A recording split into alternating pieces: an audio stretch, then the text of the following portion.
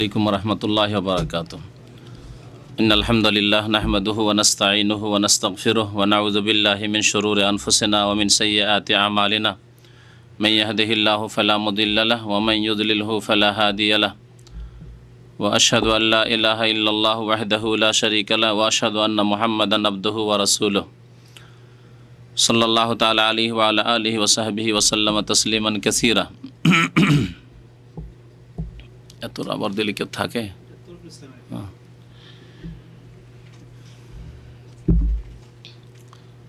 أعوذ بالله من الشيطان الرجيم بسم الله الرحمن الرحيم أفمن يمشي مكبا على وجهه أهدى أمن يمشي سويا على صراط مستقيم قل هو الذي أنشأكم وجعل لكم السمع والأبصار والأفئدة قليلا ما تشكرون মহান আল্লাহর সমস্ত প্রশংসা দরুদ ও সালাম নাযিল হোক প্রিয় নবী মুহাম্মদ সাল্লাল্লাহু আলাইহি সাল্লামের উপর। আল্লাহুম্মা সাল্লি আলাইহি আল্লাহুম্মা বারিক আলাইহি। আজকে সূরাতুল মুলকের তাফসীরের তৃতীয় অংশ আয়াত নম্বর 22 থেকে শুরু হবে। আল্লাহ পাক রব্বুল আলামিন সেখানে মুমিন এবং কাফেরের দৃষ্টান্ত বর্ণনা করেছেন, দুনিয়ার অবস্থা এবং ওই রকমই তাদের অবস্থা হবে আখিরাতে। আল্লাহ পাক ইরশাদ করেছেন, আফামান ইয়ামশি মুকিব্বান আলা ওয়াজহিহি আহদা আম্মান ইয়ামশি সাওয়িয়ান আলা সিরাতি মুস্তাকিম। আচ্ছা বলো তো, ওই ব্যক্তি যে ব্যক্তি ইয়ামশি সাওয়িয়ান আফামান ইয়ামশি মুকিব্বান আলা ওয়াজহিহি, যে ব্যক্তি মুখের ভরে উপুড় হয়ে চলে। আচ্ছা বলো তো, ওই ব্যক্তি যে ব্যক্তি ইয়ামশি মুকিব্বান চলে, মুকিব্বান আলা ওয়াজহি মুখের ভরে উপুড় হয়ে। আকাব্বা ইউকিব্ব থেকে মুকিব্বান মানে মুখে ভর দিয়ে চলা। আহদা আল্লাহ পাক বলছেন, যে ব্যক্তি মুখে ভর দিয়ে উপুড় হয়ে চলে সেই ব্যক্তি অধিক হেদায়েত প্রাপ্ত বা অধিক সঠিক রাস্তা প্রাপ্ত, না আম্মান ইয়ামশি সাওয়িয়ান আলা সিরাতি মুস্তাকিম, অথবা ওই ব্যক্তি যেই ব্যক্তি সোজা হয়ে চলে সরল পথের ওপর। এক তো সরল পথ মানে সোজা পথ, আর সোজা পথের ওপর সে বাঁকা হয়ে চলে না, বরং সোজা হয়ে চলে, দুই পায়ে চলে এবং সোজা হয়ে চলে, সেই ব্যক্তি বেশি ভালো সঠিক পথে আছে, ভালো অবস্থায় আছে, না ওই ব্যক্তি যে ব্যক্তি এক তো মুখের ভরে চলে, মুখে ভর দিয়ে উপুড় হয়ে, আর বাঁকা হয়ে চলে। সে কোন ব্যক্তি বেশি সঠিক পথে আছে বা ভালো অবস্থায় আছে? স্বাভাবিক এই যুক্তি যদি কারো কাছে জিজ্ঞাসা করা হয় যে কে ভালো পথে আছে, সবাই বলবে যে ব্যক্তি সোজা পথে চলে এবং সোজা হয়ে চলে, সাওয়িয়ান আলা সিরাতি মুস্তাকিম, সে সঠিক পথে। এটি হচ্ছে মুমিনের অবস্থা। মুমিন ব্যক্তি আল্লাহ পাক রব্বুল আলামিনের রাস্তা, যেই রাস্তা আল্লাহ পাক তার কাছে চাইতে 5 ওয়াক্ত নামাজের প্রত্যেক রাকাতে আদেশ করেছেন, ফরজ আদেশ, সূরাতুল ফাতিহা, যে সূরা ফাতিহা ছাড়া নামাজ হয় না। নবী করিম সাল্লাল্লাহু আলাইহি সাল্লামের প্রসিদ্ধ হাদিস, লা সালাতা লিমান লাম ইয়াকরা বিফাতিহাতিল কিতাব, নামাজ হয় না ওই ব্যক্তির যে ব্যক্তি সূরা ফাতিহা ফাতিহাতুল কিতাব পড়ে না। এই ফাতিহাতুল কিতাব তাহলে সূরা ফাতিহা পড়া নামাজের রুকন, ফরজ। আর যাতে আপনি তাহলে আল্লাহ পাকের কাছে এই দোয়া করতে আপনি ফরজ আদেশ আপনার উপর হয়েছে, বাধ্য। ইহদিনাস সিরাতাল মুস্তাকিম, যারা এই সিরাতে মুস্তাকিম সরল পথে সোজা হয়ে চলে সে হচ্ছে মুমিন। আর যে ব্যক্তি মুখে ভর দিয়ে উপুড় হয়ে চলে সেটি হচ্ছে কাফেরের উদাহরণ, বাঁকা রাস্তা, যেখানে বক্র পথ আছে, বাঁকা রাস্তা আছে, সেদিকে চলে। দুনিয়াতে কাফের দৃষ্টান্ত এইরকম, সবসময় বাঁকা চিন্তা করে, বাঁকা আমল করে, বাঁকা বিশ্বাস রাখে, বাঁকা পথে চলে, ভুল পথে চলে, পাপের পথে চলে, শিরকের পথে চলে, কুফরির পথে চলে, পাপের পথে চলে। আর মুমিন ব্যক্তিকে যখনই আল্লাহর কথা বলা হয়, তার রাসূল সাল্লাল্লাহু আলাইহি ওয়াসাল্লামের কথা বলা হয়, সোজা পথে চলতে থাকে। এটি উদাহরণ হচ্ছে মুমিন কাফেরের দুনিয়াতে যেমন, তেমনই আখিরাতে পরকালে এইরকম উদাহরণ। নবী করিম সাল্লাল্লাহু আলাইহি ওয়াসাল্লামের একটি হাদিস আছে, মুসনাদ আহমদে হাদিস আছে, তিরমিজিতেও হাদিসটি আছে। যে হাদিস আছে আল্লাহ পাক রব্বুল আলামিন মানুষকে কিয়ামতের দিনে হাসর করবেন, মানে বিচার দিবসে জমা করবেন, সমবেত করবেন 3 রকমভাবে। ইউহশারুন নাসু ইয়াউমাল কিয়ামতে সালাসাতু আসনাফ, 3 রকমভাবে। এক দল হচ্ছে মাসিয়ান, আল্লাহর কাছে হাসর হবে, হাসর মাঠে আসবে, পায়ে হেঁটে আসবে, সোজা হেঁটে আসবে। আর এক দল আসবে রাকেবান বা রুকবান, সওয়ারিতে চড়ে আসবে। আর এক দলের কথা বলা হয়েছে যে আলা ওজুহিহিম, মুখের ভরে হাঁটবে, পায়ে হাঁটবে না, মুখে হাঁটবে। কাফেরদের অবস্থা আল্লাহ পাক রব্বুল আলামিন বর্ণনা করেছেন দুনিয়াতে এবং আখিরাতে। নবী সাল্লাল্লাহু আলাইহি ওয়াসাল্লাম এই হাদিস প্রমাণ করে। সাহাবারা জিজ্ঞাসা, ইয়া রাসূলুল্লাহ, মুখে ভর দিয়ে আবার চলতে পারবে? মুখের ভরে কি করে চলবে মানুষ? আরে পায়ে হাঁটছে, বুঝতে পারছি যে দুটো পা একটা ধাপ দিচ্ছে, এক পা বাড়ছে আর এক পা বাড়ছে, রাস্তা এগিয়ে যাচ্ছে, তো মুখের ভরে কি করে চলবে? নবী করিম সাল্লাল্লাহু আলাইহি ওয়াসাল্লাম সাহাবায়ে কেরামদের উত্তরে বললেন যে আল্লাহ পাক 2 পায়ে চলার ক্ষমতা দান করেছেন, যদি আপনার পায়ে ক্ষমতা না থাকতো চলতে পারতেন? প্যারালাইসিসের রোগী, পা নেই, পা আছে, চলতে পারে না। যে জমিন স্থির না হইতো, যদি ধরে নেন যে পৃথিবী ঘুরছে, সায়েন্সের এটাও তো বলছে, কেউ বলছে পৃথিবী ঘুরে, কেউ বলছে সূর্য ঘুরে, তাই না? ধরে নেন পৃথিবী ঘুরে, যদি এই ঘোরাটা যদি অনুভূত হইতো আর ঘুরতেই আছে, চলতে পারতে? আপনাকে আমাকে স্থির মনে হচ্ছে, জমির উপরে চলছেন। তো আল্লাহ পাক রব্বুল আলামিন যিনি পায়ে চলার শক্তি দিয়েছেন, তিনি কি মুখের ভরে চলার শক্তি দিতে পারেন না? অবশ্যই পারেন। নবী করিম সাল্লাল্লাহু আলাইহি ওয়াসাল্লামের এই হাদিস বলছেন যে কাইফা ইউশারুন নাসু আলা ওজুহিম। সাহাবারা জিজ্ঞাসা করেন, ইয়া রাসূলুল্লাহ, মানুষকে মুখের ভরে কি করে হাসর করা হবে, মানে কিয়ামতের মাঠে উপস্থিত করা হবে, অর্থাৎ কাফেরদেরকে। ফাকাল আলাইসাল্লাহু আমশাহুম আলা আরজুলিহিম কাদিরান আলা আইয়ামশিয়াহুম আলা ওজুহিম। যে আল্লাহ ক্ষমতাবান, যে মানুষকে পায়ে চলার শক্তি দিয়েছেন এবং এই পায়ে চলার শক্তি দেওয়ায় তিনি ক্ষমতাবান, তিনি কি শক্তিবান নন, ক্ষমতাবান নয় যে মানুষের মুখের ভরে চলে শক্তি দেবেন? চলবে। পেটে ভর দিয়ে যদি অনেক জীবজন্তু চলতে পারে, তাহলে কি মুখের ভরে চলতে পারবে না? আল্লাহ পাক রব্বুল আলামিন ইচ্ছা করলে অবশ্যই পারবে। তো আল্লাহ পাক রব্বুল আলামিন এই আয়াতে কাফের এবং মুসলিমের উদাহরণ পেশ করেছেন। সুতরাং আমাদেরকে সোজা পথে চলতে হবে। সোজা পথ হচ্ছে আল্লাহ প্রদত্ত পথ, যেই পথ নিয়ে এসেছেন রাসূলুল্লাহ সাল্লাল্লাহু আলাইহি ওয়াসাল্লাম এবং যা কোরআন এবং হাদিস দ্বারা স্পষ্ট। এইরকমই মুসলিম উম্মতে যারা বিদআতপন্থী, নবী করিম সাল্লাল্লাহু আলাইহি ওয়াসাল্লামের সুন্নতের রাস্তায় চলতে চায় না, ওদেরকে যদি বলা হয় যে নবী সাল্লাল্লাহু আলাইহি ওয়াসাল্লামের হাদিসে এইরকমভাবে নামাজ পড়া আছে, এইরকমভাবে করা আছে, তখন অনেকে তাদের বুজুর্গানের দিনের দোহাই দেয়, বড়দের দোহাই দিয়ে থাকে। এটা হচ্ছে কিসের উদাহরণ? আফামাইয়ামশি মুকিব্বান আলা ওয়াজহি আম্মাইয়াহদি সাওয়িয়ান আম্মাইয়ামশি সাওয়িয়ান আলা সিরাতি মুস্তাকিম। সোজা পথে চলার জন্য বলা হচ্ছে যে রাসূলুল্লাহ সাল্লাল্লাহু আলাইহি ওয়াসাল্লামের আদর্শ হচ্ছে এইরকম, তার নামাজের ক্ষেত্রে, তার ওযুর ক্ষেত্রে, তার আমলের ক্ষেত্রে, কিন্তু না, সে বাঁকা পথে চলবে। নবী করিম সাল্লাল্লাহু আলাইহি ওয়াসাল্লামের পথ ছেড়ে দিয়ে অন্য কোনো পথে চলাই হচ্ছে মুকিব্বান আলা ওয়াজহি, মুখের ভরে চলা, বাঁকা হয়ে চলা। আল্লাহ পাক যেন আমাদেরকে তৌফিক দান করেন সোজা পথে চলা, নবী করিম সাল্লাল্লাহু আলাইহি ওয়াসাল্লামের রাস্তায় চলার। তারপরে আল্লাহ পাক রব্বুল আলামিন তার কিছু কুদরতের কথা বয়ান করেছেন।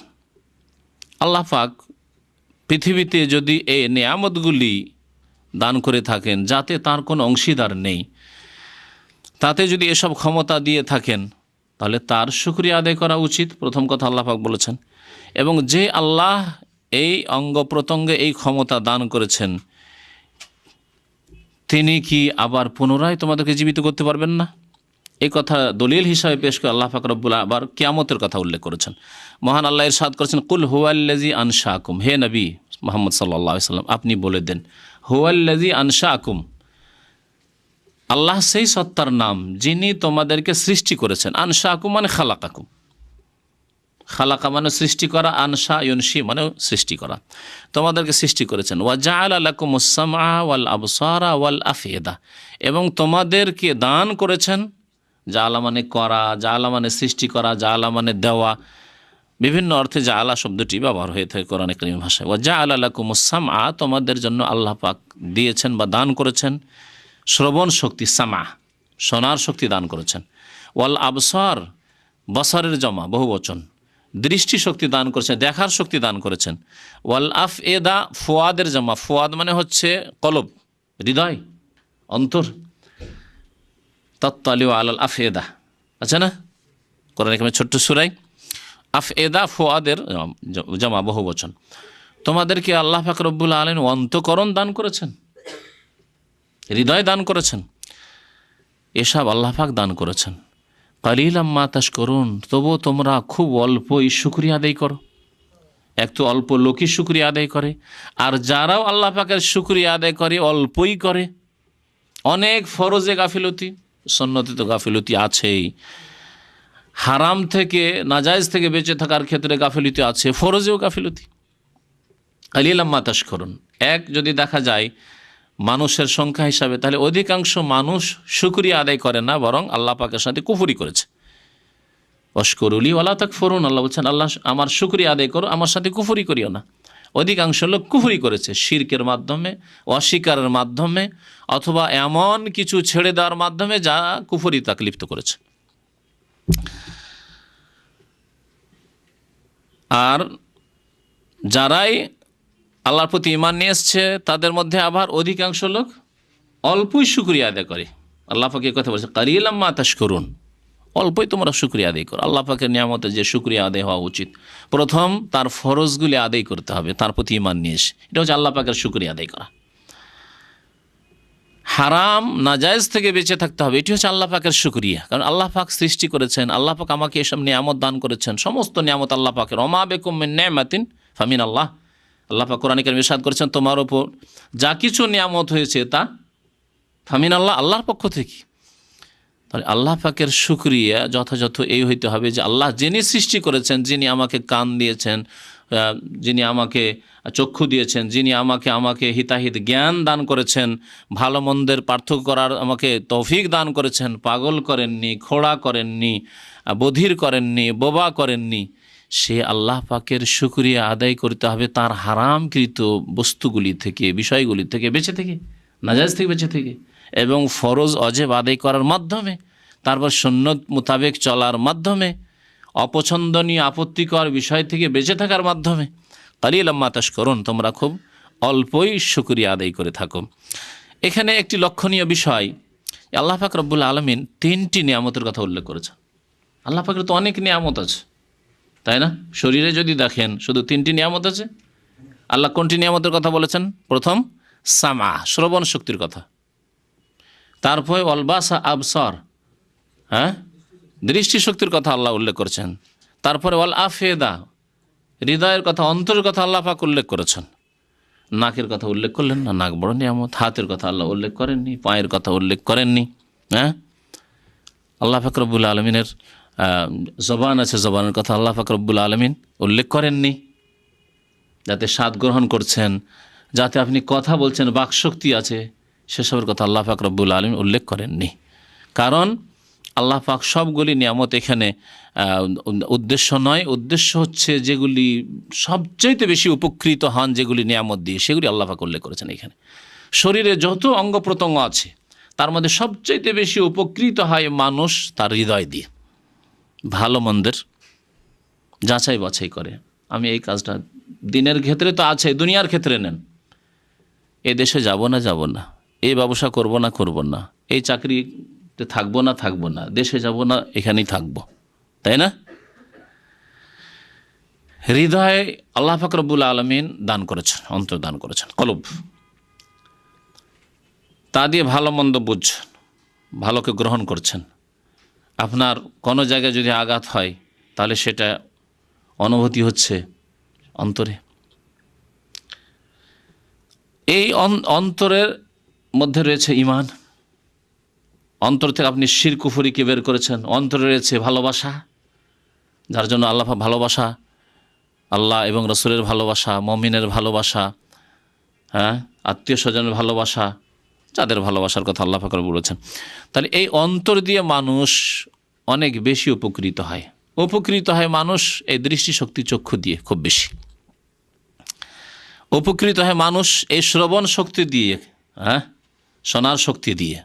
যত বিদ্যা হাসিল করে মানুষ, আমরা সকলে কিছু না কিছু পড়াশোনা করেছি, কেউ কম কেউ বেশি। সমস্ত পড়াশোনা ঢুকেছে কোনখান দিয়ে? হ্যাঁ, ওস্তাদের কাছে স্কুলে পড়ে থাকলে আর মাদ্রাসায় পড়লে, হ্যাঁ, কোরআন পড়লেও আর হাদিস পড়লেও ঢুকেছে কান দিয়ে। কানের শক্তি না থাকতো কিছুই ঢুকতো না ভিতরে, শিক্ষার রাস্তায় বন্ধ।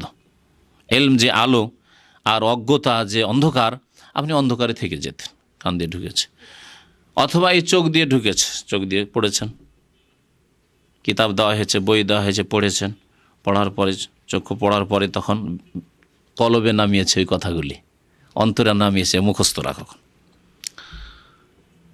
কানে শুনেছেন, সে সরাসরি ওস্তাদের শোনেন, আর ক্যাসেটে শোনেন, সিডিতে শোনেন, যাতেই শোনেন আজকালকার জামানায়, যেখানে শোনেন না, ভালো শুনলেন না মন্দ শোনেন, ভালোটাকে নামিয়েছেন এবং অন্তরে গ্রহণ করেছেন।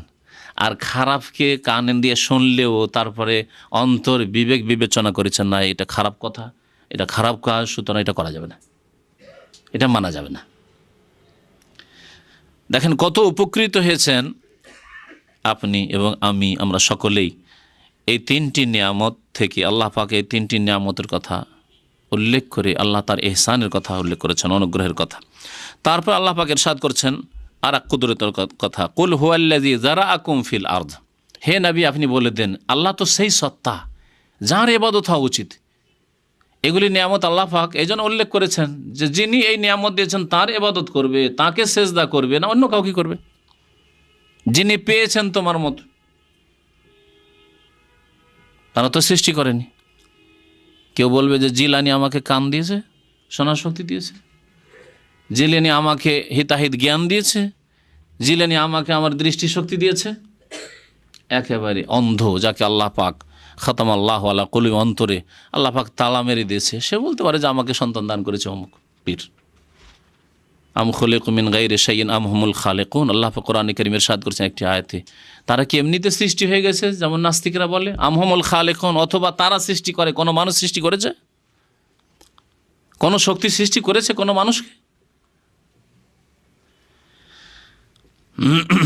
কুল হুয়াল্লাযী, হে নবী বলে দেন, হুয়াল্লাযী, সেই আল্লাহ, জাতে পাক আল্লাহ, সেই সত্তা মাবুদ যিনি ইবাদতের হকদার, যারাআকুম ফিল আরদি, পৃথিবীতে যিনি তোমাদেরকে বিস্তৃত করে দিয়েছেন, ছড়িয়ে দিয়েছেন। যারা মানে ছড়িয়ে দেওয়া।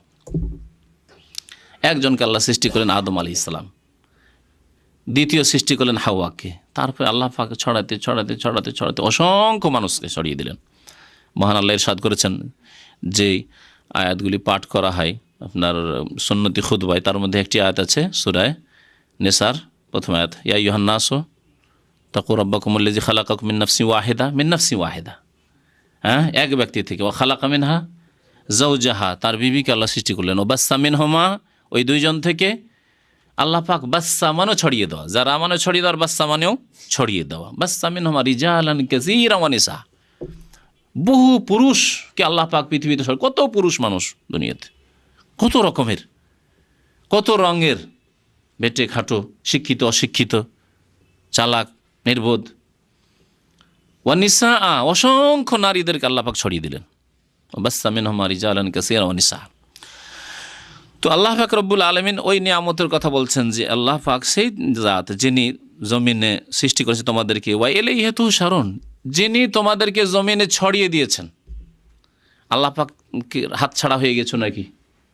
আল্লাহ পাক এক জায়গাতে একজন দুজন মানুষ, 10 জন 20 জন 50 জন 200-400 থাকলে সামলিয়েছিলেন, আর সারা পৃথিবীতে ছড়িয়ে দিয়েছেন। কেউ জাপানে আছে, কেউ অস্ট্রেলিয়াতে আছে, কেউ ইউরোপে, কেউ আমেরিকায়, কেউ কানাডায় আছে। আল্লাহ পাকের ক্ষমতার বাইরে চলে গেছো নাকি? আবার আল্লাহ পাকের যখন আদেশ হচ্ছে, নির্দিষ্ট সময় শেষ হয়ে যাচ্ছে, তখন মালাকুল মউত যাচ্ছে, আবার আল্লাহর কাছে ফিরে আসতে হচ্ছে। ওয়া ইলাইহি তুহশারুন, যে আল্লাহ ছড়িয়ে দিয়েছেন তার কাছেই তোমাদেরকে সমবেত হইতে হবে। হাসরের মাটির জন্য বলা হয়। হাসর মানে জমা করা, একত্রিত করা, সমবেত করা। বাংলা ভাষায় হাসরের মাঠ এমন ব্যবহার হয়েছে যে বাংলার মতো হয়ে গেছে, কিন্তু হাসর মানে আসলে আরবি ভাষা, ওর মানে হচ্ছে একত্রিত করা, জমা করা, সমবেত করা। ওয়া ইলাইহি তুহশারুন, এবং তার দিকেই বা তার কাছেই তোমাদেরকে সমবেত হইতে হবে। তাহলে তার কাছে সমবেত হইতে হবে। যে আল্লাহ ছড়িয়ে দিয়েছেন তার জন্য জমা করা সহজ। যে আল্লাহ সৃষ্টি করলেন না থেকে আবার ছড়িয়ে দিলেন, তিনি অবশ্যই তোমাদেরকে একত্রিত করতে পারবেন। এটি হচ্ছে কিয়ামত। যে কিয়ামতকে অস্বীকার করে থাকে অনেক কাফের মুশরিক, আরবের মুশরিকরা অনেকে পরকালকে অস্বীকার করত, যদিও সকলে অস্বীকার করতো না, কিন্তু শুধু পরকালে বিশ্বাসী হয়েও নাজাত পাওয়া যাবে না, কারণ মুহাম্মদ রাসূলুল্লাহ সাল্লাল্লাহু আলাইহি সাল্লামের রিসালাতে বিশ্বাসী হয়নি। কোনো কাফের মুশরিক জাহেলিয়াতের জামানায়, নবী সাল্লাল্লাহু আলাইহি ওয়াসাল্লামের জামানায় যদি মনে করে যে মরার পরে পরকাল আছে, আমরা ভালো কাজ তো করি, আমরা কিছু হজ করি, ভালো কাজ করি, কিন্তু তারা মুহাম্মদুর রাসূলুল্লাহর রিসালাতের শাহাদাত মানতে রাজি হয়নি। তোমাকে রসুল কি করে মানবো? আরে রসুল বানিয়ে আল্লাহ কোনো বড় নেতাকে বানাইতো। লাউলা নুজ্জিলা হাযাল কুরআনু আলা রাজুলিন মিনাল কারিয়াতাইন আযীম, আল্লাহ পাক তাদের কথা উল্লেখ করে তারা প্রস্তাব পেশ করেছিল, যদি নবী বানাইতে হয় আল্লাহ পাককে আরবে, তাহলে দুটো বড় শহর আছে মক্কা আর তায়েফ পাশাপাশি, আর এই দুই শহরের বড় বড় নেতারা আছে, তার মধ্যে কোনো এক নেতাকে রসুল বানাইতো। ইতিমকে আল্লাহ কেন নবী বানাইলো? আল্লাহ বলছেন যে তোমরা ভাগ করবে না আল্লাহ ভাগ করবেন? যিনি দান করছেন তিনি ভাগ করবেন। আহম ইয়াকসিমুনা রাহমাতা রাব্বিক, তোমার রবের রহমত ভাগ বন্টন করার অধিকারী তারা, আমি ভাগ করব, আমি দান করেছি, আমার মনোনয়ন, আমার বাছাই। তো আল্লাহ পাক রব্বুল আলামিন ইরশাদ করছেন যে তারা অনেকে অস্বীকার করত। বলছিলাম যে যারা অস্বীকার করেও নি আখিরাতকে, তারা নবীর রিসালাত মানেনি, আর তৌহিদও মানেনি, লা ইলাহা ইল্লাল্লাহ মানেনি। তারা বলতো না এক এলা না, অনেক এলা আছে, আল্লাহ বড়, সৃষ্টিকর্তা তিনি, কিন্তু আল্লাহ পর্যন্ত পৌঁছার জন্য অনেক মাবুদের দরকার আছে, লাত, উজ্জা, মানাত, হুবাল, এসবের প্রয়োজন আছে। এই কথাই যদি কোনো মাজারপন্থী কবর পূজারী বলে যে আল্লাহর তো আমরা আল্লাহকে মানি, কলেমা তো পড়ি, কিন্তু অলি আউলিয়া, পীর মুর্শেদিন, এরা আমাদেরকে আল্লাহর নিকটে পৌঁছে দেবে, এটি ছিল আরবের কোরাইশ বা মুশরিকদের বহুত্ববাদ এবং শিরক। মা না'বুদুহুম ইল্লা লিয়ুকাররিবুনা ইলাল্লাহি যুলফা। ওরা বলতো যে আমরা ওই বড় মাবুদেরই পূজা করি, আর এদের যে পূজা করি কি জন্য? ইল্লা লিয়ুকাররিবুনা, আল্লাহর নিকটবর্তী করে দেবে আমাদেরকে, সেই জন্য ওসিলা, মাধ্যম।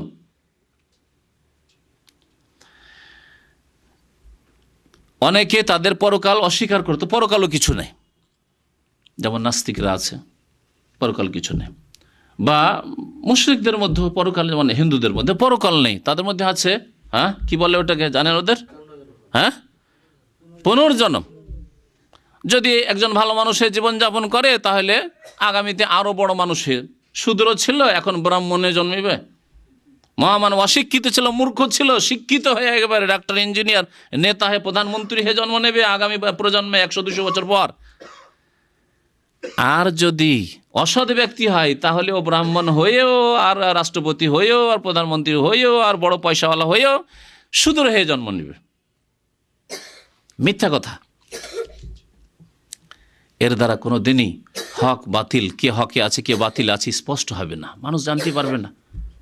কিন্তু আখেরাত যখন হয়ে যাবে, হাসরের মাঠে বিচার হয়ে যাবে, হক স্পষ্ট হয়ে যাবে যে কারা হক পথে ছিল, কারা সত্য পথে ছিল, কারা আল্লাহ পাক রব্বুল আলামিনের মনোনীত দ্বীনের ওপর, ধর্মের ওপর ছিল। তো আল্লাহ পাক রব্বুল আলামিনের পরকালকে যারা অস্বীকার করেছে তারা চ্যালেঞ্জ করতো নবী করিম সাল্লাল্লাহু আলাইহি সাল্লামকে। আল্লাহ পাক ওই কথা উল্লেখ করেছে, তোমরা চ্যালেঞ্জ করছো। আল্লাহ পাক রব্বুল আলামিনের কাছে কিয়ামত কায়েম করা খুব সহজ। ওয়ায়াকুলুনা মাতা হাযাল ওয়াদ, আর তারা বলে থাকে, মানে কাফের মুশরিকরা বলে থাকে, মাতা হাযাল ওয়াদ, এই যে ওয়াদা বারবার বলছো যে কিয়ামত হবে, কিয়ামত হবে, একদিন বিচার হবে, ভালো করো পাবে, আর মন্দ করো তার শাস্তি হবে, এই ওয়াদা কখন পুরা হবে মুহাম্মদ সাল্লাল্লাহু আলাইহি ওয়াসাল্লাম? এইভাবে তারা অনেকে ঠাট্টা বিদ্রূপ করতো।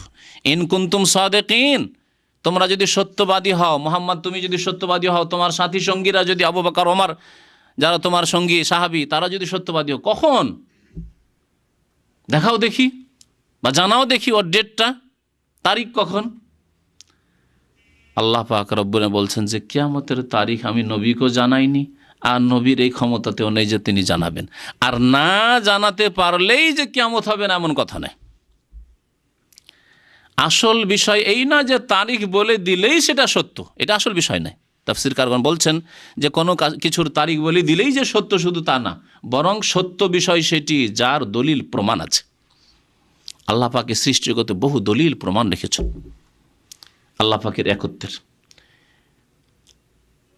আখিরাতের, এবং আমাদের কাছে দলিল হচ্ছে আল্লাহ পাকের কথা, তাঁর রাসূল সাল্লাল্লাহু আলাইহি ওয়াসাল্লামের কথা। যেই রাসূলুল্লাহ সাল্লাল্লাহু আলাইহি ওয়াসাল্লাম সম্পর্কে মক্কার মুশরিকরা কোনো দিন এ কথা বলতে পারেনি 40 বছর পর্যন্ত, এই মুহাম্মদ জীবনে একবার মিথ্যা কথা বলেছে না, পেরেছিল? যদি পারতো তাহলে কি তারা এই উপাধি দিত সাদেক আর আমিন, চিরসত্যবাদী এবং বিশ্বস্ত ব্যক্তি? কাফের মুশরিকরা তাদের আমানতগুলি মুহাম্মদ সাল্লাল্লাহু আলাইহি ওয়াসাল্লামের ঘরে জমা রাখতো। হিজরতের সময় আলী রাদিয়াল্লাহু তাআলা আনহুকে সব দায়িত্ব বুঝিয়ে দিয়ে যাচ্ছেন যে এই আমানতগুলি ওদের দিয়ে দিবেন, দুশমনদের, শত্রুদের, যারা খুন করার জন্য বাড়ি ঘেরাও করেছে তাদের। তারপরে বিশ্বাসঘাতকতা করে, খেয়ানত করে নিয়ে পালিয়ে যাননি যে তোরা মারবি, তোদের সব নিয়ে যাব, এ তো করেননি।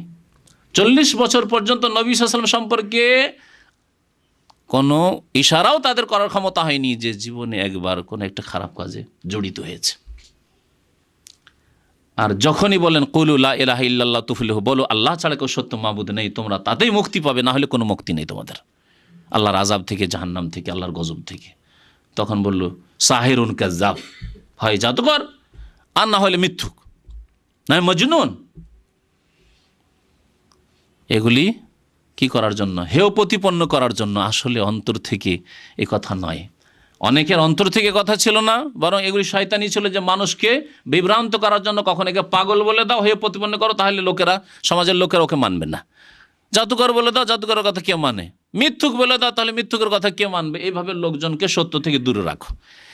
আর কিছু লোক মূর্খ ছিল, মোটা খায়, মোটা বুঝে, বুঝারও চেষ্টা করে না, মনে করতে যে হইতে পারে যে জাদুকর, হতে পারে যে মৃত্যু, হতে পারে যে পাগলামি করছে। আল্লাহ পাক রব্বুল বলছেন যে তারা চ্যালেঞ্জ করে, বলে দাও, কুল, হে নবী সাল্লাল্লাহু আলাইহি ওয়াসাল্লাম, এর উত্তর বলে দাও যে তোমাদেরকে আমি তারিখ বলার জন্য আসিনি যে কোন সালে হবে আর কোন তারিখে কিয়ামত হবে। ইন্নামাল ইলমু ইনদাল্লাহ, চূড়ান্ত জ্ঞান কিয়ামতের, যে কিয়ামত কোন সালে হবে আর কোন তারিখে হবে, আল্লাহ পাকের নিকটে এর জ্ঞান রয়েছে। ইন্নামাল ইলমু ইনদাল্লাহ, নিশ্চয় এই কিয়ামতের জ্ঞান আল্লাহ পাকের নিকটে রয়েছে। আল্লাহ পাক এই জ্ঞানকে নিজের জন্য খাস করেছেন। সূরা লুকমানের শেষ আয়াতে ইন্নাল্লাহ ইনদাহু ইলমুস সাআহ ওয়া ইউনাজ্জিলুল গাইস ওয়া ইয়ালামু মা ফিল আরহাম ওয়া মা তাদরি নাফসুন মাযা তাকসিবু গাদা ওয়া মা তাদরি নাফসুন বিআইয়ি আরদিন তামুত। 5টি বিষয় আল্লাহ পাক উল্লেখ করেছেন গায়বের, অদৃশ্যের। আর এই 5টি বিষয়কে নবী করিম সাল্লাল্লাহু আলাইহি ওয়াসাল্লাম তার হাদিসে কি বলেছেন বলতে পারেন কেউ? মাফাতিহুল গায়ব, গায়বের চাবি। এমন গায়েব, অদৃশ্য, যার চাবি একমাত্র আল্লাহ পাক রব্বুল আলামিনের কাছে আছে, আর কেউ জানে না। তার প্রথমটি হচ্ছে ইন্নাল্লাহ ইনদাহু ইলমুস সাআহ, নিশ্চয় আল্লাহ পাক রব্বুল আলামিনের নিকট কি রয়েছে? কিয়ামতের জ্ঞান রয়েছে। ইলমুস সাআহ, কিয়ামতের একটি নাম হচ্ছে আস-সাআহ। ইয়াসআলুনাকা আনিস সাআহ, তারা কিয়ামত সম্পর্কে জিজ্ঞাসা করে, আইয়ানা মুরসাহা, কখন তা অনুষ্ঠিত হবে? আল্লাহ পাক বলছেন যে এর ইলম একমাত্র আমার কাছে রয়েছে। ওয়া ইন্নামা আনা নাযীরুম মুবিন, এবং হে নবী বলে দাও যে আমি তো একমাত্র কি সুস্পষ্ট সতর্ককারী। নাযীর সতর্ককারী, আর মুবিন সুস্পষ্ট, স্পষ্ট ভাষায়, কোনো জড়তা নেই ভাষায়, কোনো অস্পষ্টতা নেই, কোনো বাঁকা কথা নয়, সোজা কথাই বলছি। আমি তোমাদেরকে সতর্ক সাবধান করার জন্য এসেছি। কাল কিয়ামতে মরে যাওয়ার পরে আর বলতে পারবেন না যে হায় আমাদের তো কেউ জানেনি, আমরা তো অজ্ঞ থেকে গেছিলাম, আমরা জানি না, তো কী করে আমরা সংশোধন করব? স্পষ্ট ভাষায় বলতে এসেছি যে লা ইলাহা ইল্লাল্লাহ মেনে নাও, মুহাম্মদকে রাসূলুল্লাহ মেনে নাও, তাহলে তাতেই তোমাদের রেহাই রয়েছে, রক্ষা রয়েছে। আখিরাতে বিশ্বাসী হয়ে যাও, 5 ওয়াক্ত নামাজ পড়ো। আমি যা বলছি তা আল্লাহর পক্ষ থেকে বলছি, কোরআনে কারীম আল্লাহর পক্ষ থেকে, আল্লাহর কিতাব নাজিল হচ্ছে, বিশ্বাস করে নাও। ওয়া ইন্নামা আনা নাযীরুম মুবিন, আমি সুস্পষ্ট সতর্ককারী মাত্র, এর বেশি আর কিছু নয়। আমি না মাবুদ, উপাস্য, যে আমার উপাসনা করতে বলছি, আমাকে সেজদা করতে বলছি, আর না আমি গায়েবের চাবিকাঠি রাখি যে আমি গায়েব খুলে বলে দেবো যে অমুক তারিখ অমুক সালে কিয়ামত হবে। এসব কথা বলা আমার কাজ নয়, আল্লাহ পাকের নিকটের জ্ঞান রয়েছে।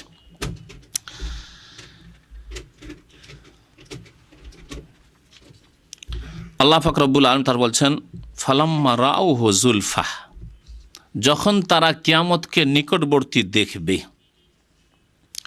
ফালাম্মা রাউহু যুলফা, এই যারা চ্যালেঞ্জ করেছিল, যারা বারবার নবী সাল্লাল্লাহু আলাইহি ওয়াসাল্লামকে বলেছিল, বা এখন আজকালকার জামানায় যারা আরে পরকাল পরকাল, এগুলো হুজুরদের কথা। এক শ্রেণীর মুনাফিক শ্রেণীর, জন্মগত যারা মুসলমান কিন্তু ইমান ইসলাম বিশ্বাসী নয়, আখেরাতে বিশ্বাসী নয়, তাদের অবস্থা এরকম। অথবা যারা কাফের বেদিন, পরকালে বিশ্বাসী নয়, আর এগুলো কথা ওই রকম পুনর্জন্মের মতো, হিন্দুদের পুনর্জন্ম আর মুসলমানদের আখেরাতের কথা, দুটোকে একরকম মনে করলো। ওদের অবস্থা কি হবে? আল্লাহ বলছেন ফালাম্মা রাউহু যুলফাতান, যখন কিয়ামতকে নিকটবর্তী দেখবে।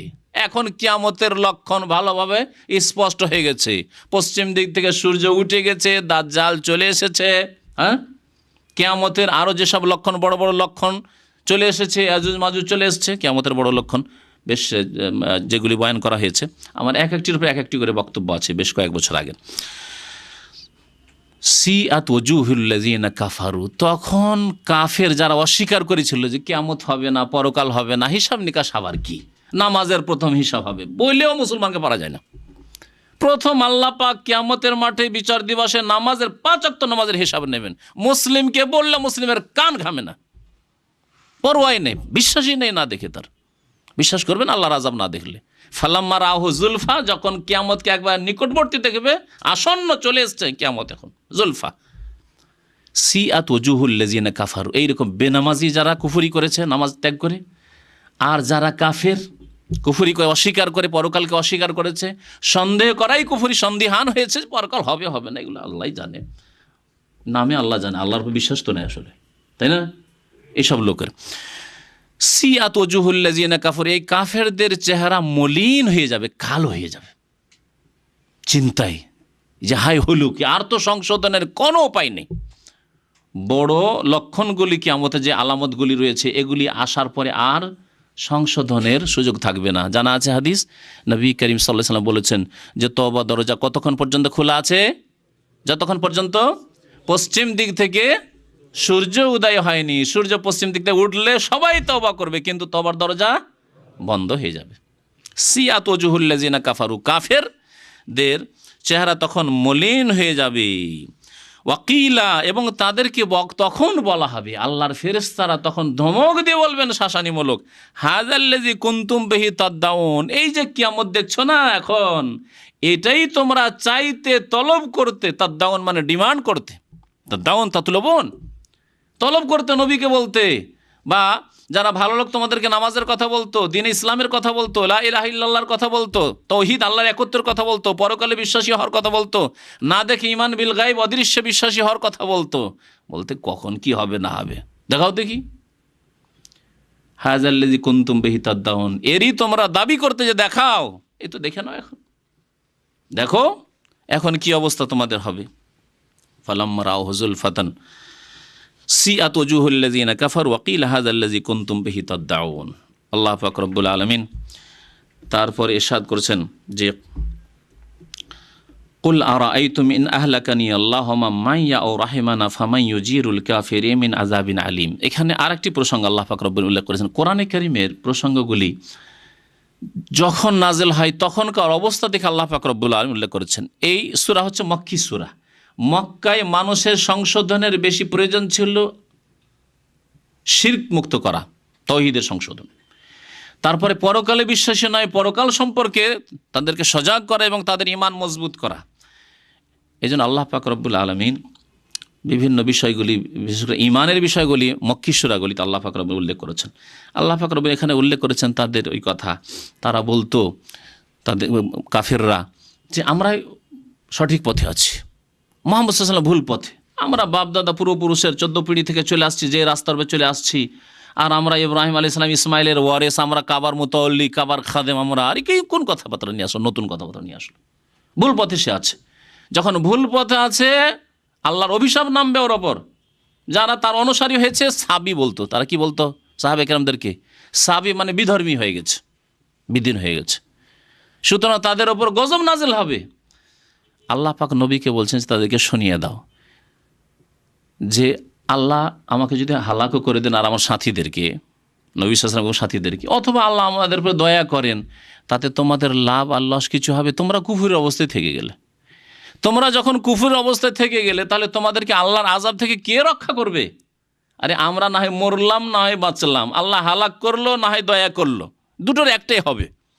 কিন্তু তোমাদের কি হবে? তোমরা যে কুফরের অবস্থায় থেকে গেলে, ইসলামে এলে না, ইমানে আসলে না, পরকালে বিশ্বাসী হলে না, আল্লাহর তৌহিদ এক করতে বিশ্বাসী হলে না, তোমরা তো নিজের কিছু ফায়দা করো, নিজেকে উপকৃত করো। তাই আল্লাহ পাক ইরশাদ করছেন, কুল, হে নবী বলে দেন, আর তুমি আচ্ছা বলো তো, ইন আহলাকানি আল্লাহ, আল্লাহ যদি আমাকে ধ্বংস করে দেন, ওয়ামাম মাইয়া, এবং আমার সঙ্গী সাথীদেরকে ধ্বংস করে দেন, যারা আমার সাথে রয়েছেন, মানে সাহাবায়ে কেরাম, তাদেরকে ধ্বংস করে দেন, যেটা তোমরা আশা করছো যে মুহাম্মদ এবং মুহাম্মাদের সাথী এরা যেহেতু ভুল পথে আছে, আল্লাহ অবশ্যই একদিন কোনো গজব নাজিল করবে, এদেরকে ধ্বংস করবে, এবং এদের ওপর লাত উজ্জা মানাতের মার পড়বে, হুবালের আমাদের দেবী দেবতার মার পড়বে।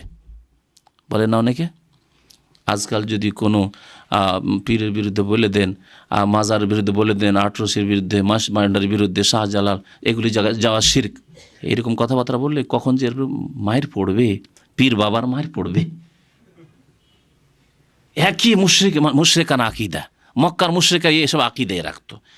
তাই আল্লাহ পাক নবীকে বলছেন যে আল্লাহ যদি আমাকে হালাকও করে দেন এবং আমার সাথী সঙ্গীদেরকে হালাক করে দেন, আও রাহিমানা, অথবা আমাদের উপর দয়া করেন, আল্লাহ পাক রহমান রহিম, তিনি দয়া করেন এবং আল্লাহ আমাদেরকে হেফাজতে রাখেন, আর অবশ্যই রেখেছেন আর রাখবেন। ফামাই ইউজিরুল কাফিরিনা মিন আযাবিন আলিম, তাহলে তোমরা শোনাও যে কে রক্ষা করবে কাফেরদেরকে। আজারা ইউজিরো মানে স্মরণে নেওয়া, পানাহে রাখা, রক্ষা করা। এই জন্য আমরা একটি দোয়া বলি, আল্লাহুম্মা আজিরনা মিনান নার, বলি না, আল্লাহ আমাদেরকে জাহান্নাম থেকে রক্ষা করো, বাঁচাও। ফামাই ইউজিরুল কাফিরিনা, কাফেরদেরকে কে রক্ষা করবে, মিন আযাবিন আলিম, যন্ত্রণাদায়ক আযাব থেকে, কঠোর যে শাস্তি রয়েছে, সে শাস্তি থেকে কাফেরদের বাঁচাবে কে? তোমরা তো আর ঈমান নিয়ে আসলে না। আরে আমাদের দুটোর একটাই হবে, হয় ধ্বংস করবেন, নয় আল্লাহ হেফাজত করবেন, রহম করবেন। আর তোমাদের কি হবে? তোমরা তো কুফরের অবস্থায় থেকে গেলে, লাভ তো আর কিছু হলো না। এই কথা আল্লাহ পাক নবীকে বলছেন তাদেরকে। কুল হুয়ার রহমান, কাফেরদেরকে যন্ত্রণাদায়ক আযাব থেকে একমাত্র রক্ষা করতে পারেন আল্লাহ পাক রব্বুল আলামিন। কখন রক্ষা করবেন? যখন তার প্রতি ঈমান নিয়ে আসবে, পরকালের প্রতি ঈমান নিয়ে আসবে। কুল হুয়ার রহমান, তিনি তো রহমান, দয়াবান। আমান্না বিহি, তার প্রতি আমরা ঈমান নিয়ে এসেছি। নবী করিম সাল্লাল্লাহু আলাইহি ওয়াসাল্লাম কে আল্লাহ বলছেন যে বলে দেন যে আমরা তার প্রতি ঈমান নিয়ে এসেছি, আমার সাথী সঙ্গীগণ ঈমান নিয়ে এসেছি।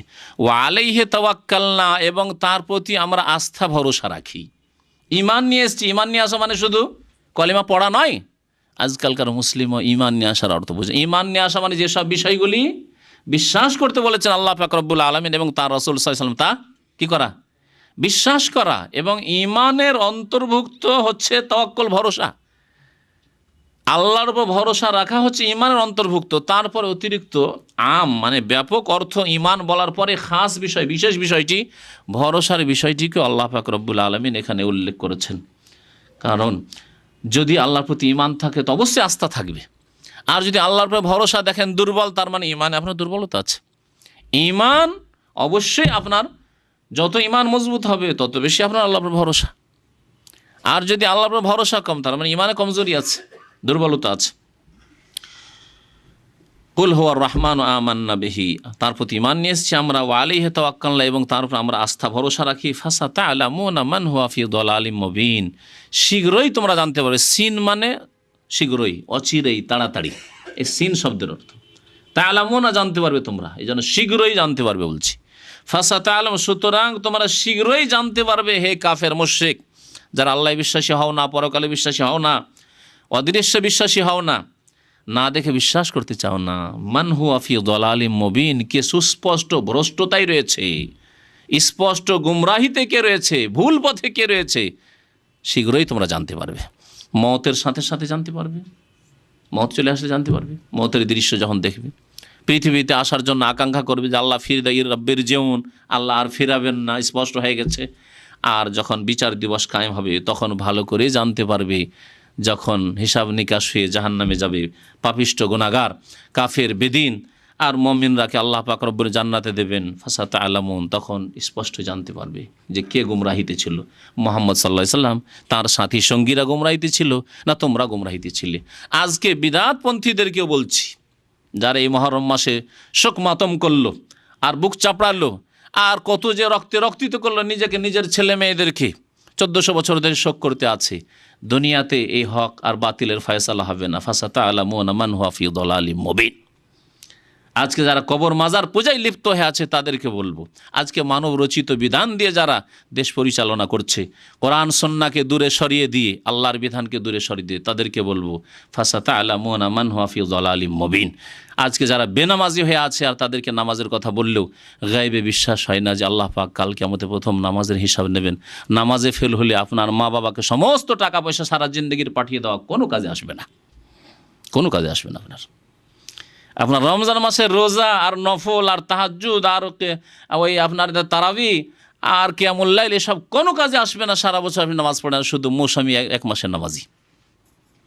ফাসাতা'লামুন, সেই দিন শীঘ্রই জানতে পারবে যেদিন মওত আসবে বা হাসরের মাঠে বিচার দিবসে, মান হুয়া ফি দালালিম মুবিন, কে স্পষ্ট গুমরাহিতে ছিল।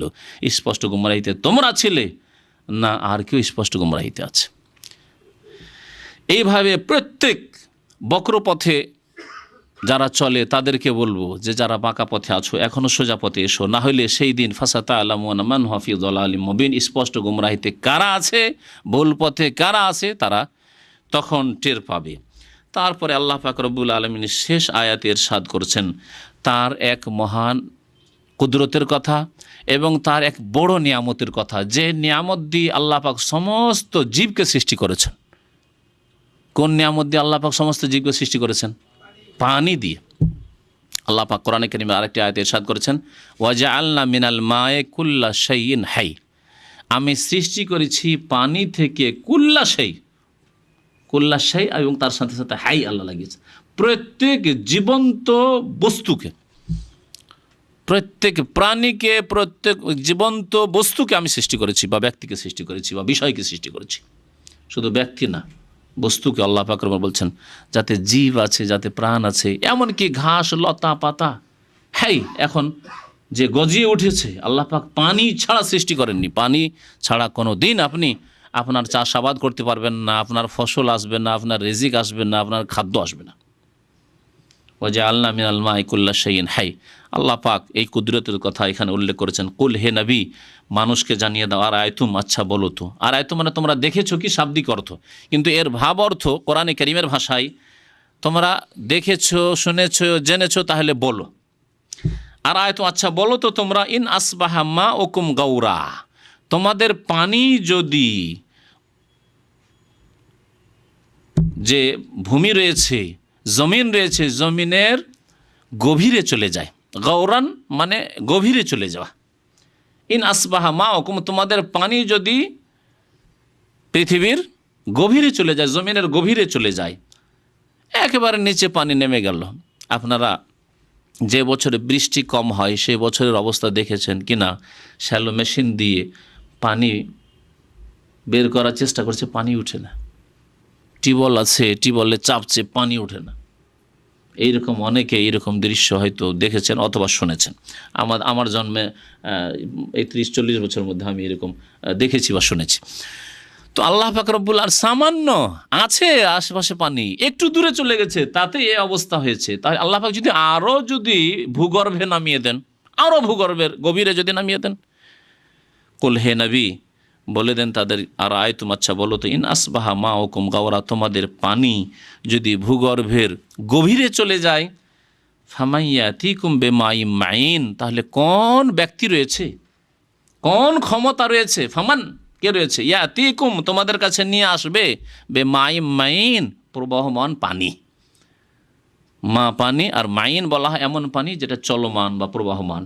দেখবেন যেগুলো পানি নিচে থেকে উঠে সেগুলো বয়ে যায়। তো এই প্রবাহমান পানিকে কে নিয়ে এসে দিতে পারে? আর সবচাইতে পরিষ্কার পরিচ্ছন্ন পানি হচ্ছে প্রবাহমান পানি। জানেন, পুকুরের পানি পরিষ্কার না, থেমে থাকা পানি পরিষ্কার পরিচ্ছন্ন নয়, ময়লা আবর্জনা পড়তে আছে, ওখানেই জমে আছে। যদি ময়লা আবর্জনা যদি নাপাকি নাও ফেলে, তবুও ধুলো বালি এই সেই খড়কুটা লতা পাতা গাছের পাতা পড়ে খারাপ হয়ে যাচ্ছে। কিন্তু নদীর পানি দেখছেন, হ্যাঁ, প্রবাহিত পানি পরিষ্কার হয়ে আছে অধিকাংশ সময়। তারপরে মাটির তলা থেকে যে পানি উঠছে প্রবাহমান পানি, সে পানি কত পরিষ্কার। আল্লাহ পাক রব্বুল বলছেন যে কোন শক্তি আছে যে তোমাদের জন্য প্রবাহমান পানি নিয়ে এসে দিতে পারে, আর এই পানি ছাড়া তোমাদের জীবন চলতেই পারে না, অচল অবস্থা। একমাত্র আল্লাহ পাক রব্বুল আলামিন, কুল হুয়া রহমান, ওই রহমান দয়াবান ছাড়া আর কেউ এই পানি নিয়ে এসে দিতে পারে না। সুতরাং সে আল্লাহ ছাড়া কার ইবাদতবন্দি করবে, সে আল্লাহ ছাড়া কার কাছে চাইবে, সে আল্লাহ ছাড়া কার কাছে দোয়া করবে, সে আল্লাহ ছাড়া কার উপর আস্থা ভরসা করবে, সে আল্লাহ ছাড়া কার প্রতি ঈমান নিয়ে আসবে। আল্লাহ পাক রব্বুল আলামিন যেন আমাদের গুনাহ খাতা মাফ করে দেন, অতীতে যা ভুল হয়েছে। আল্লাহ পাক আমাদেরকে ফরজ ওয়াজিব আদায় করার তৌফিক দান করেন। আল্লাহ পাক রব্বুল আলামিন আমাদেরকে হারাম নাজায়েজ কাজ থেকে, অন্যায় কাজ থেকে বেঁচে থাকার তৌফিক দান করেন। আল্লাহ আমাদেরকে 5 ওয়াক্ত নামাজ কায়েম করার জন্য তৌফিক দান করেন। আল্লাহ পাক রব্বুল আলামিন তার প্রতি ঈমানকে আমাদের মজবুত করে দেন, আমাদের গায়বের ঈমানকে আল্লাহ পাক আরও যেন মজবুত করে দেন, আমাদের আমলকে সুন্দর করার জন্য তৌফিক দান করেন। এখান থেকেই সূরা মুলকের তাফসীর শেষ হলো। ইনশাআল্লাহ তাআলা আগামী সপ্তাহে সূরাতুল কালামের তাফসীর শুরু হবে। আল্লাহ পাক রব্বুল আলামিন যেন আমাদেরকে কোরআনুল কারীম বোঝার এবং তার দ্বারা আমাদের সংশোধন করার, তার দিকে মানুষকে দাওয়াত দেওয়ার এবং আমাদের নিজের জীবনে সংশোধন করার, নিজের সৎ আমলের তৌফিক যেন দান করেন। আল্লাহ পাক রব্বুল আমাদের আত্মীয় স্বজনদের আল্লাহ পাক রব্বুল আলামিন যেন ঈমান আমলের তৌফিক দান করেন। যারা বালা মুসিবতে রয়েছেন তাদের বালা মুসিবত আল্লাহ পাক যেন দূর করেন। আমিন ইয়া রাব্বাল আলামিন। ওয়া সাল্লাল্লাহু আলা নবিয়িনা মুহাম্মদ ওয়া আলা আলিহি ওয়া সাহবিহি আজমাইন। আজকে সময় আছে 15 মিনিট, যদি কোনো প্রশ্ন থাকে তো দিতে পারেন, লিখে দিলে ভালো হয়, তাতে যাতে হইচই না হয়। কাগজগুলো দেন। অসুবিধা নেই, 2-1টা প্রশ্ন মৌখিক হোক আর লিখে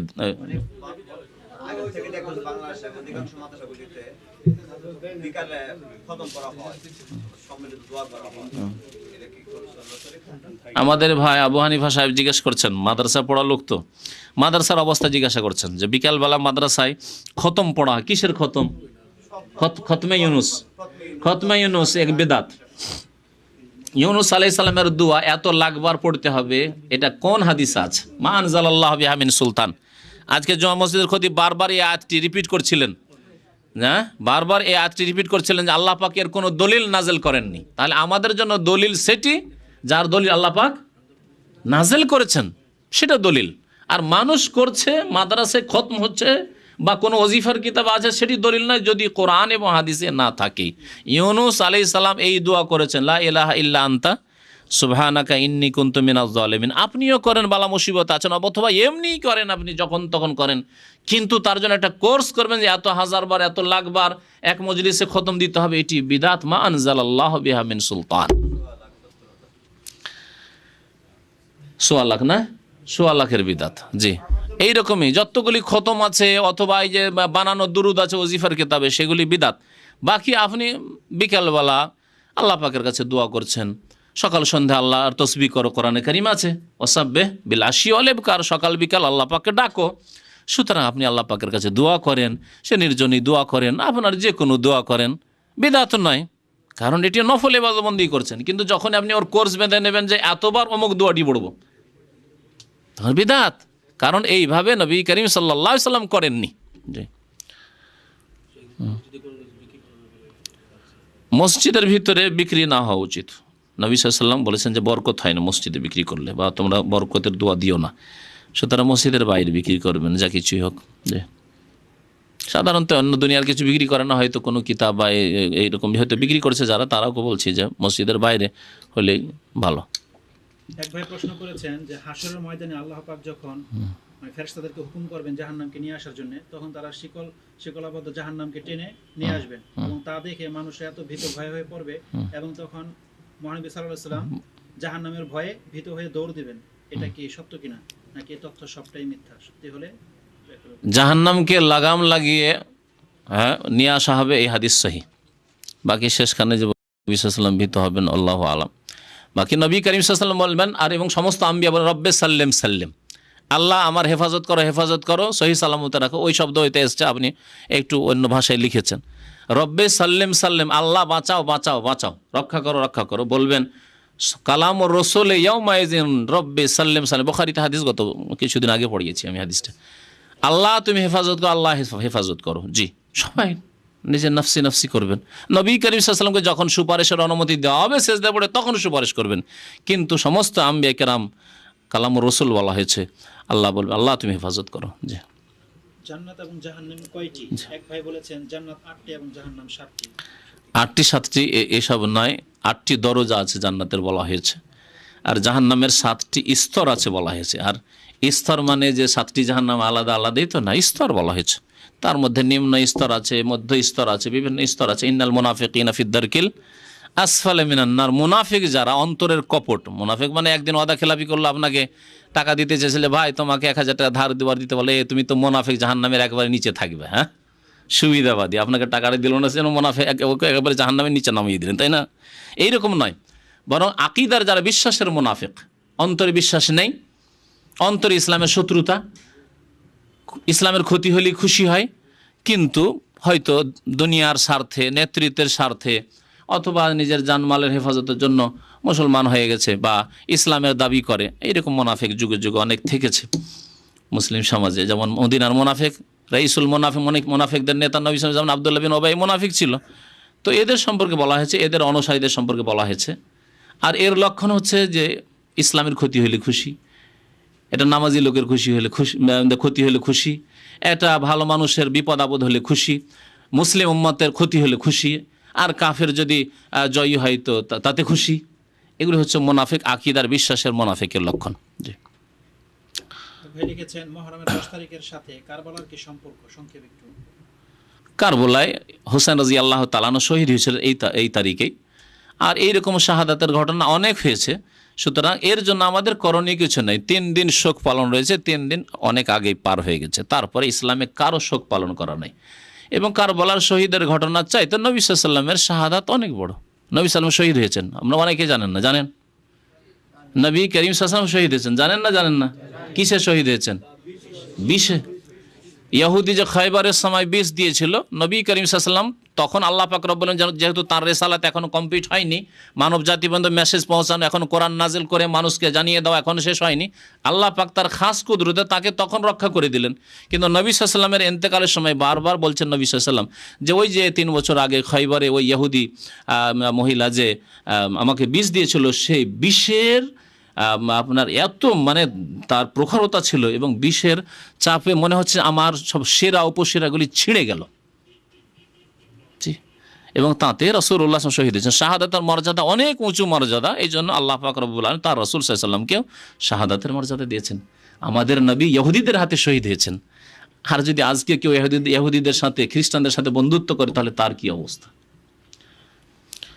এক ভাই লিখেছেন কেউ যদি 6 মাস অথবা 1 বছর রাগ করে তার স্ত্রীর সাথে কথা না বলে তাহলে তালাক হয়ে যায়, কথা ঠিক কি? স্ত্রীর সাথে রাগ করে কথা না বললে আল্লাহ পাক কোরআনে কারিমে বলেছেন 4 মাস, তার বেশি নয়। লিল্লাযিনা ইউলুনা মিন নিসাইহিম তারাব্বুসু 4 আশহুর। যারা ইলা করবে মানে শপথ করবে, এটা হচ্ছে শপথ করা যে তোমার সাথে কসম করে বলছি এতদিন কথা বলবো না, তাহলে 4 মাস ব্যাস। 4 মাস পরে আপনাকে 2-এর 1 করতে হবে। কিছু কিছু আবার আমাদের দেশের ভুল ফতোয়া দানকারী লোকেরা আছে যে 4 মাস রাখলে অটোমেটিক বিবি তালাক হয়ে যাবে। এই ফতোয়া ভুল, কিন্তু শুনে রাখেন ভালো করে, কারণ অনেকে মাদ্রাসা পড়া লোক আছেন ওই মানে ওই ঢুকে আছে, ভুল ফতোয়া ঢুকে আছে মগজে। 4 মাস পরে শরীয়তের বিধান হচ্ছে এখন তুমি একটা করো, হয় নিয়ে আসো ফিরিয়ে, কসম শেষ করো, নিয়ে আসো ফিরিয়ে, আর না হলে তালাক দাও। আর এইরকম ঝুলিয়ে রাখতে পারবেন 6 মাস ধরে কথাও বলবো না, আর কসম করে আছি, যোগাযোগ করবো না, না, এটা চলবে না। হ্যাঁ, 2-এর 1 করতে হবে, হয় ফিরাইতে হবে, না হয় তালাক দিতে হবে 4 মাস পরে। বর্তমান যে কওমি মাদ্রাসাগুলো রয়েছে, এই শিক্ষা ব্যবস্থা কি আহলে সুন্নাত ওয়াল জামাতের মতো কিনা? আর যদি তা না হয় তাহলে বাচ্চাদেরকে ওইসব মাদ্রাসায় পড়ানো যাবে কি? কওমি মাদ্রাসা আমভাবে কি করে বলবো? তার মধ্যে কিছু ভালো মাদ্রাসা থাকতে পারে, কোরআন সুন্নাহর শিক্ষা থাকতে পারে, আর বেশ কিছু শিক্ষা আছে, কিন্তু অধিকাংশ সিলেবাসে ভেজাল ভরা আছে। তৌহিদের শিক্ষা নেই, আকীদার সহি আকীদার শিক্ষা নেই, এর অভাব। সহি জয়ীফ জাল হাদিসের কোনো শিক্ষা নেই, সেই জন্য জাল হাদিস বয়ান করে তাদের আলেমরাও। সুদূর চীনে গিয়ে এলিম শিখতে যাও। চীনে কোন কালে কোন মাদ্রাসা ছিল বলুন দেখি? হ্যাঁ, যে চীনে তুমি এলিম শিখতে যাও। তো এইসব শিক্ষা ওই সব মাদ্রাসা থেকে এসছে যেখানে হাদিসের সহি জয়ীফের কোনো যাচাই হয় না। যে নিজেকে চিনলো সে রবকে চিনলো, মান আরাফা নাফসা ফাকাদ আরাফা রাব্বাহু। মিথ্যা কথা, জাল কথা বলতে। নিজেকে চিনলে রবকে চিনলো, তো নিজেকে তো অনেকে চেনার বুদ্ধিমান গো, আল্লাহকে চিনতে পারলে নামাজি পড়তে পারলে না, তৌফিক হলো না। হ্যাঁ, তো এইরকম বহু হাদিস আছে। আউয়ালা মা খালাকাল্লাহু নূরি, প্রথম আমার নূর সৃষ্টি করলেন, জাল মিথ্যা কথা, কোনো হাদিসের কিতাবে নাই, না সহি না জয়ীফ, জাল মিথ্যা কথা। সহি হাদিস হচ্ছে আউয়ালা মা খালাকাল্লাহুল কালাম, প্রথম আল্লাহ কলমকে সৃষ্টি করলেন আর তাকদীর লিখতে বললেন। তো এইরকম বহু জাল কথাবার্তা পড়ায়, কারণ সেখানে ওই সিলেবাসে সহি জয়ী পড়াবার কোনো ব্যবস্থা নেই। সুতরাং সিলেবাসগুলি 50-100 বছর আগে, 150 বছর আগে, 200 বছর আগে ওই ইংরেজদের জামানায় তৈরি হয়েছে, তার সংস্করণের দরকার আছে। 10 বছর পর পর, 5 বছর পর পর স্কুল কলেজের সিলেবাস চেঞ্জ হয়, মডিফাইড হয়। আর মাদ্রাসার ওই রাখা আছে ফার্সি, তো ফার্সি, এখন ফার্সি পড়াবার কোন যুক্তি আছে?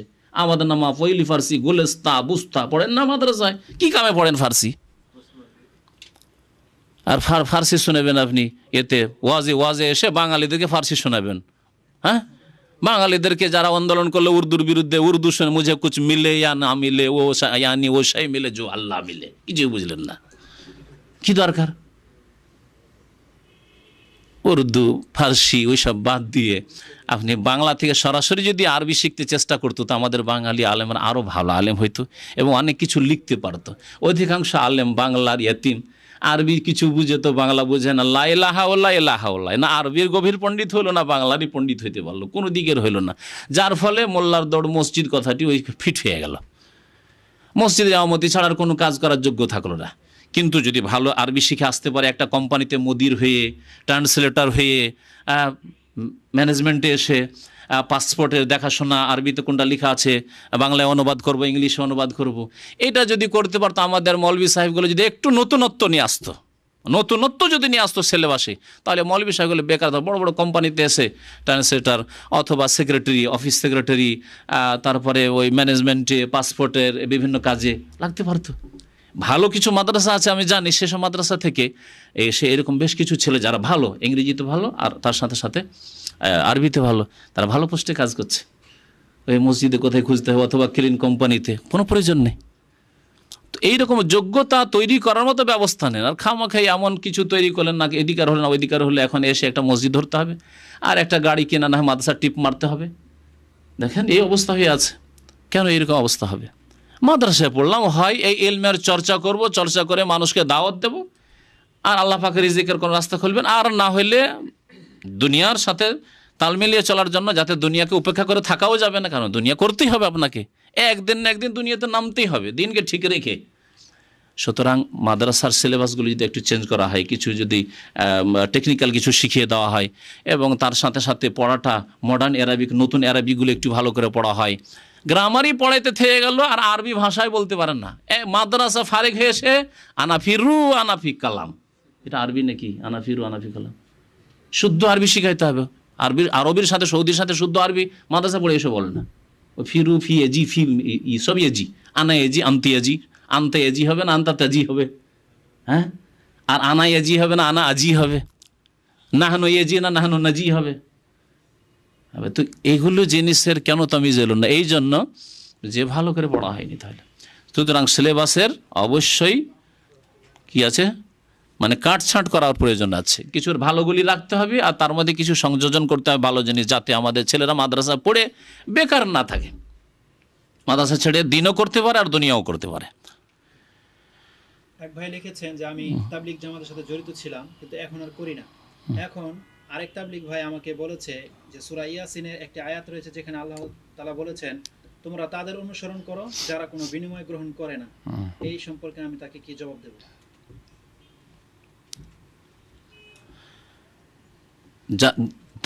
তোমরা তাদের অনুসরণ করো মানে কি?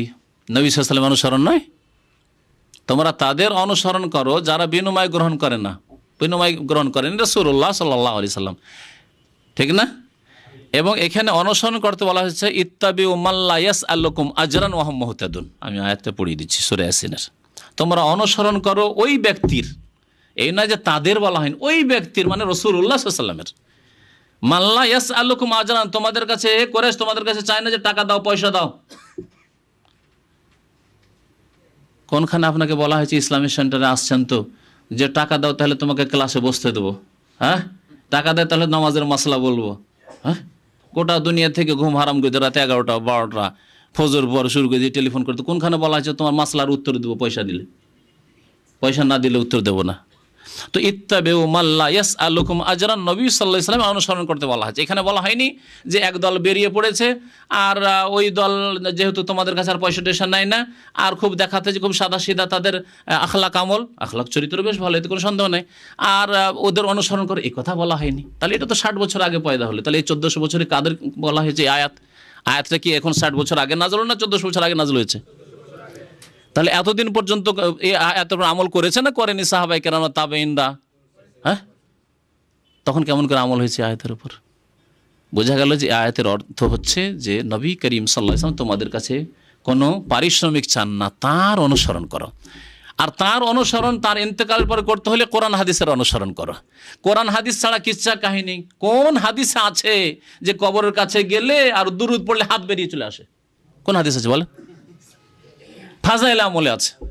তাহলে ওদের অনুসরণ করবেন না কোরআন হাদিসের অনুসরণ করবেন? বলেন দেখি। ইত্তাবিউ মাল্লা ইয়াসআলুকুম আজরান মানে ফাজাইল আমল অনুসরণ করো যাতে হাত বেরিয়ে চলে আসে। ওয়ালাইকুম আসসালাম জবাব চলে আসে।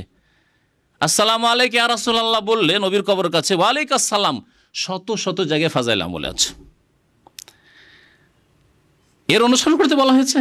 কোন হাদিস আছে যে মা আয়েশাকে একবার ওয়ালাইকুম আসসালামের জবাব এসছে? তার চাইতে প্রিয় আর কে ছিল নবীর কাছে? ফাতেমা 6 মাস বেঁচে থাকে নবীর পরে, কোনখানে ফাতেমাকে ওয়ালাইকুম আসসালামের জবাব এসেছিল যে বেটি তোমাকে ওয়ালাইকুম আসসালাম? হ্যাঁ, আবু বকরকে কোনখানে? আবু বকর চাইতে শ্রেষ্ঠ ব্যক্তি উম্মতের আছে কে? বলেন দেখি কোনখানে ওয়ালাইকুম আসসালামের জবাব এসছে? ওই আহমদ রেফাই বিদাতি মিশরের, তার জবাব এসছে। আর জিলানি পেয়েছে, আহমদ রেফাইয়ের ঘটনা বয়ান করেছে, ওয়ালাইকুম আসসালাম জবাব এলো আর হাত বেরিয়ে চলে এলো, আল্লাহ গেল মুসাফা করতে। এরে মুসাফারে 90,000 লোক মুসাফা করলো। 90,000 লোক যদি মুসাফা করে তো সবাই দিনের মতো জানবে, আবার শুধু একটা বিদাতি কিতাবে কেন থাকবে? বুঝতে পারছেন না? 90,000 লোক যদি নবীর হাত দেখে থাকেন তাহলে শুধু একটা কিতাবে সীমিত থাকবে, দুটো কিতাবে সীমিত থাকবে না, সকল উম্মত সাক্ষী দেবে যে হ্যাঁ নবীর হাত দেখা গেছে। আর শুধু ওই একবারই দেখা যাবে, আহমদ রেফাই যখন মিশর থেকে আসলো তখন আর দেখা যাবে না নবীর হাত? আগেও গেল না, পরেও গেল না। এসব বিদাতি কথাবার্তা ফাজাইল আমলে আছে বলতে কিছু বাধ্য করলেন, সেই জন্য বললাম, না হলে ফাজাইল আমল পরে কিছুটা আলোচনা এর আগে হয়ে গেছে, যথেষ্ট আলোচনাগুলো শুনলেই। কথা হচ্ছে, উদ্দেশ্য হচ্ছে সংশোধন করা। ইত্তাবিউ মাল্লা ইয়াসআলুকুম আজরান, অর্থাৎ নবী করিম সাল্লাল্লাহু আলাইহি ওয়াসাল্লামের অনুসরণ করো। কে আপনাকে বলছে যে আমার মতো কোনো ব্যক্তির বা অন্য কোনো ব্যক্তির অনুসরণ করেন? কখনো বলি না। তবে আমাদের মতো যে কোনো ব্যক্তির কাছে কোরআন এবং হাদিসের কথা যদি শিখতে পান, যে এখানে নির্ভেজাল কোরআন হাদিসের কথা আছে, যে কোনো জায়গায় যাবেন ওখানে শিখবেন।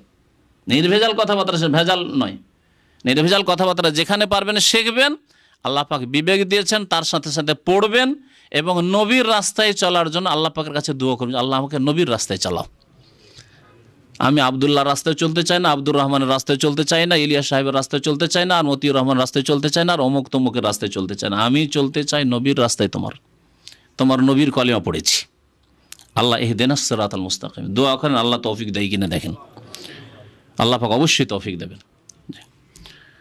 প্রশ্ন করেছেন, হয়তো তাদের উদ্দেশ্যে আমাদের কি জিজ্ঞেস করছে। সে বলছে কেউ যদি কারো যদি হাওয়া খারিজ হয় আর তাতে শব্দ না হয় এবং গন্ধ না থাকে তাহলে তার ওযু বা তাহারাত ভঙ্গ হয় না। এই তথ্য কোন হাদিসের গ্রন্থে আছে এবং সেই হাদিসের নাম্বার? এরকম তথ্য কে বলেছে আপনাকে যে কারো যদি হাওয়া খারিজ হয়, হ্যাঁ, আর গন্ধ হলো না আর শব্দ হলো না, তাহলে ও হাওয়া খারিজ হওয়ার ইয়াকিন থাকে তাহলে হবে, কিন্তু সন্দেহের উপর আমল করতে হবে না বলা হয়েছে।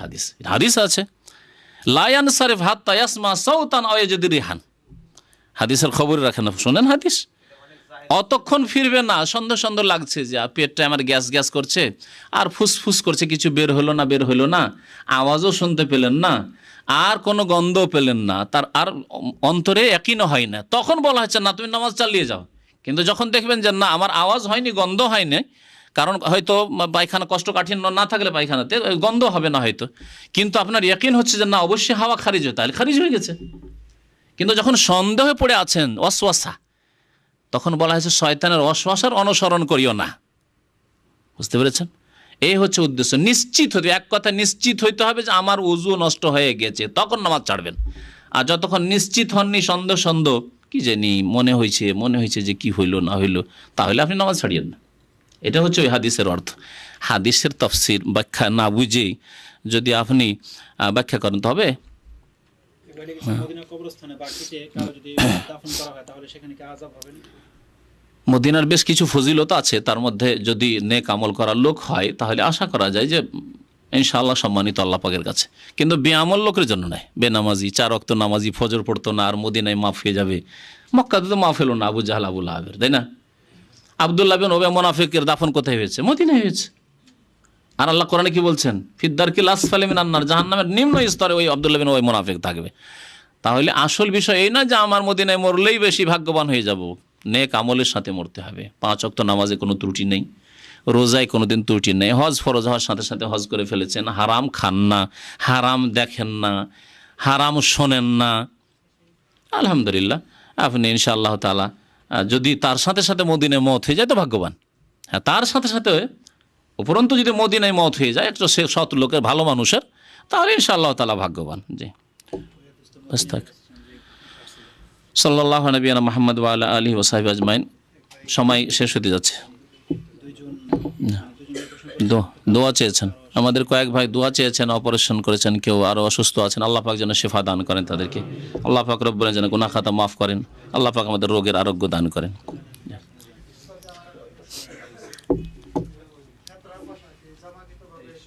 ফিতরার আলোচনা হয়ে গেছে, ফিতরার আলোচনা হয়ে গেছে। জি, আবার ফিতরা আসবে 9 মাস পর, তখন আছে, অতি আছে, পাঠিয়ে দেবেন। 1-1.5 ঘন্টা আলোচনা আছে ফিতরা।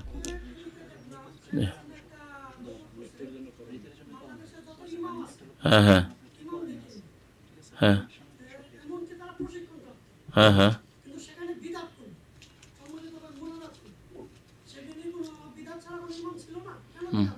সম্মিলিত মোনাজাত আমাদের দেশে এতদিন ধরে চলে আসছে, এত তাড়াতাড়ি সব কিছু উঠিয়ে দেয়। ওর চাইতে বড় বিদাত উঠান, কবর মাজারগুলি উঠান আগে। মোনাজাত এখন উঠাবার সময় হয়নি। এখন প্রথম যেটা উঠাইতে হবে সেটাই পাকা কবর, যেখানে আল্লাহ ছাড়া অন্যকে সেজদা হচ্ছে। লক্ষ লক্ষ কবরে আল্লাহ ছাড়া অন্যকে সেজদা করা হচ্ছে আল্লাহর সামনে, এটা প্রথম উঠাইতে হবে।